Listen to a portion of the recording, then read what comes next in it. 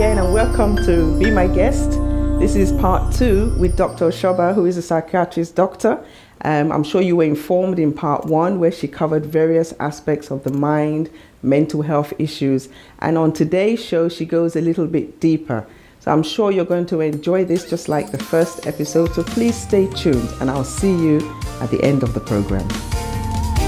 When somebody is referred to someone like me, so like I will be considered as the clinical team leader. Okay. But we do have other people working within the community mental health thing. We have nurses, we have social workers, we have occupational therapists. So we call ourselves multidisciplinary team. So different disciplines with different skills and expertise working together. My job as a psychiatrist, obviously, is to see somebody and make a diagnosis. Right. In other words, I will say, yes, this person has got depression. But that's just the beginning. Right. Part of the information that we will be gathering is what has brought this depression on? Yes. Why is this person sitting in front of me depressed at this particular moment? It might be something as straightforward as what I said before. So they've lost their job, relationship has broken down, or they're having financial problem. But that is just what we call the trigger. Right. What we then do is go back again to find out what is it about this person that has made them to respond to this stress like this. Okay. Because remember, there could be 100 people going through the same problem and they're not depressed. Okay. So what is it about this individual? We know that depression tends to run in the family. Okay, so we will ask you a question. Is there a family history of depression? Okay. We also know that if you have had trauma during your childhood and you have left it there, you have not treated it, it's also something that can increase your risk of having depression at a later time. That's interesting. Yes. Okay. So if you have what we call social problems, housing problems, ongoing financial difficulties, relationship, so we will pull all of those things together. Okay. So we will be saying to you, yes, the first thing you need is the medication. Because remember what I said, neurotransmitters, the chemicals in the brain. So we need that antidepressant. We will also be recommending, if there is evidence of trauma during your childhood, if you've gone through difficulties during childhood, if you've gone through things that you have not addressed, in addition to medication, we will be encouraging you to have talking therapy. Oh, that's good. That's good. We will be encouraging you. I know for our own people, it's not something that we're familiar with. That's right. That's what I was going to say. It's not something that we talk about. And trauma, from my interaction with people, even people within the church, I'm beginning to find out that people have been through trauma during their childhood, but we don't talk about it. We don't talk about it. So that way, so if I pick that up when I take that history, the first history, it normally takes about an hour asking people questions. We're like detectives. We're looking for things. We're looking for puzzles, things that we can put together to give us a picture of this person that is sitting in front of us. So we will recommend therapy. So in addition to medication, we will be saying to you, you need therapy. It might be something as simple as learning to deal with stress better. Okay. So we might say to you, go to Mind. Okay, that's an organization. It's an organization. Right. Go and learn about anxiety. Okay, that's good. Go and learn about stress. How does it manifest? Okay. How do I normally respond to stress? What can I learn differently to help me to manage stress better? Okay. So that's the second thing. If we also think that there are financial difficulties, we will give people advice about going to Citizen Advice Bureau. We will tell you, don't just keep it. Don't just pretend that those problems are not there. Deal with them. So debt management advice. Debt management advice goes. If somebody's got housing issue, there are organizations that we refer them to. Okay.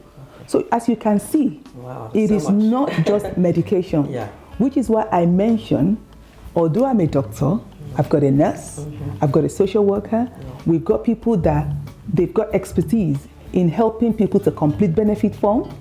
If people have lost their jobs, for example, there is nothing wrong for that period of one's life to get advice on how to get benefit to help you for that period of time. rather than continually waking up in the middle of the night, worrying about how you're going to get the next meal. So those are the kind of things that we do. Hello everyone, my name is Sammy Oposo and you are watching Be My Guest with Joyce Fadi. Stay tuned. If you blink, you might miss something. Keep watching. So you have given us a wealth of information today, which is absolutely beautiful. But how is it free, all this advice? Because obviously you go to your GP, you get a diagnosis. Is it easy, first of all, to move from a GP to a specialist like you? And is it free? Yeah. And is it easy? And is it confidential? So I'm going to answer your questions, and I'm really glad you're asking me this again, because for people from ethnic minority, they feel that I have had the opportunity. In fact, when they see me, it's like a sign of relief. Somebody that is from where we are from, that understand. And the first thing I say to them is that you've made the right decision to come and see us. So you go to your GP first, obviously, because your GP is got that overall in the community. Your GP, go to your GP, talk to your GP. Like I said, if it's mild, you don't meet the criteria to come to the community mental health team. We are a specialist team. So your GP is got expertise. You know, GP can pick that up. Remember I mentioned the GP will complete that questionnaire. That questionnaire will give the GP an idea of whether it's mild, moderate, or severe. So if it's mild, you don't even need antidepressant at that particular point in time. What the GP does need to identify is if he's stressed, like I said, the GP will say to you, go to Mind. Go and have counseling. You don't need to pay for Mind? You don't need to pay because those are organizations that provide you. You go to Mind. There are other places, they're called the primary care psychological services. Most areas will have that. So you go to your GP will refer you. Your GP might also advise you on what we call lifestyle changes. So GP might say, do exercise. GP might say, if you're drinking, stop drinking, because we know drinking will impact on your sleep or your mood. So if you're worrying too much, GP will emphasize on the need for stress management. So those kind of things the GP will do if it's mild. If it is moderate, your GP again can start the antidepressant. Is that a tablet? A tablet, yeah, it's a tablet. And the GP at that moment, if there are no concerns about risk, if you're not talking about having suicidal thought, GP again can manage moderate depressive episode. So they will prescribe antidepressant, and they will also refer you to Mind. If they pick up any sort of psychological problem, they will refer you to Mind. If you've got issues to do with housing and finances, there are social workers within that primary care. You know that what? Us in the community is called secondary, so they will also refer you to get support. GP, they are aware of Citizen Advice Bureau, they are aware of the support available there. Now, if despite giving you antidepressant, so your GP try the first one, try a second one, people are not responding, then the GP will refer to the specialist community mental health team. And that's free as well? It's free. I'm a National Health Service doctor. I get paid, so it's NHS, so it's free. So you come to us, we will see you. We try to see a lot of people within 4 weeks of referral. If it's quite urgent, we will see you, quite urgently, bring the appointment forward if we need to. So we will see. It doesn't mean that everyone that is referred by the GP is got to be seen by the consultant.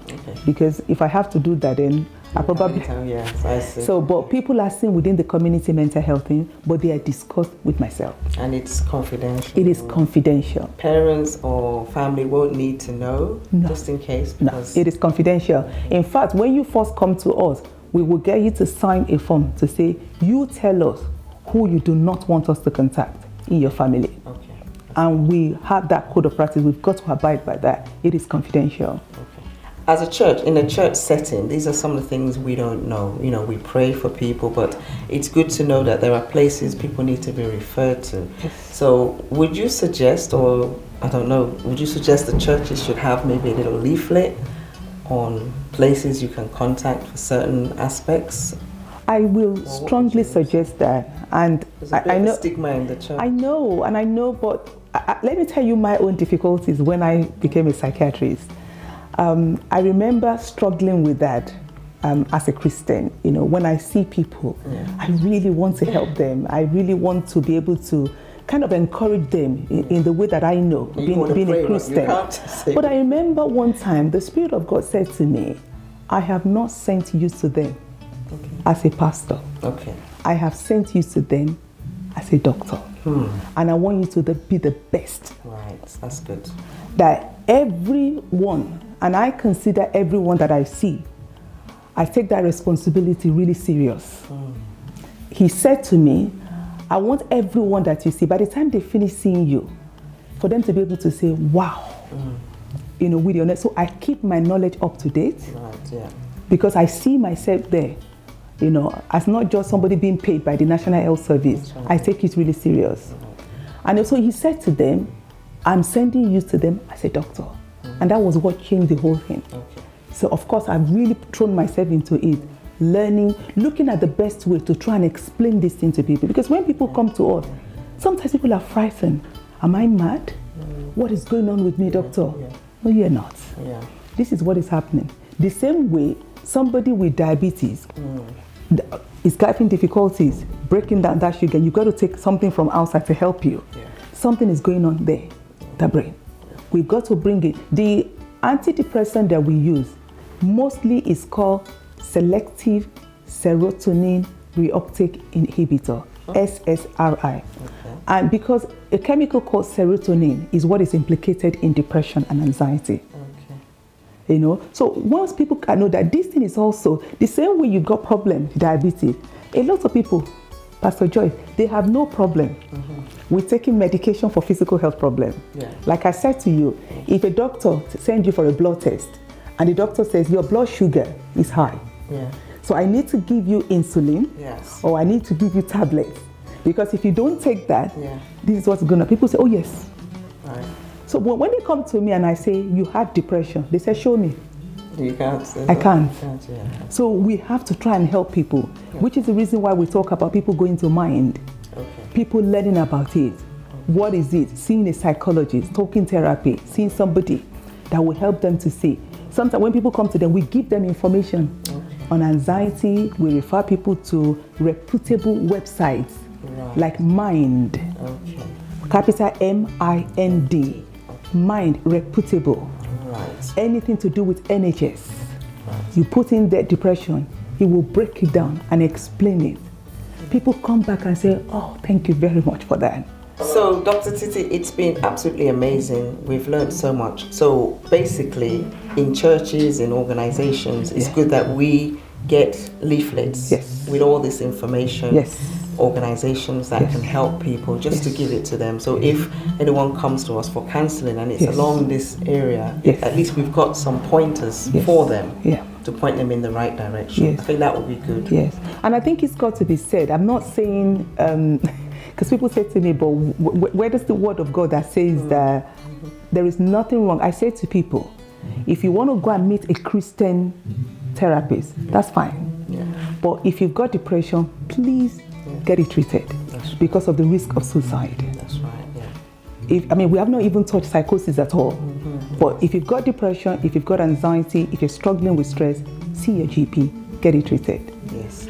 Thank you so much, Dr. Titi. It's been absolutely great having you here. And I'm sure during the program and at the end, we'll give people at least some of the websites that you recommend that we give them, just for them to also possibly contact, but also their GP is also first point of contact as well. But it's been a pleasure having you on the show. Thank you for having me. Wow, what a powerful episode of Be My Guest. Dr. Osoba has covered so many aspects of the mind, depression, suicidal thoughts, things that have happened in your past that you didn't realize have affected you now. I do hope you've been tremendously informed by all this information, and I hope if for any reason you see any of these signs, please try and visit your GP or talk to somebody about it. There's so much information out there and organizations that can help. I've been tremendously encouraged myself listening to Dr. Osoba, and I do hope you will be sharing this with other people and friends for them also to learn a bit more about what goes on in our mind. So until another episode of Be My Guest, please stay encouraged, stay inspired, and stay motivated.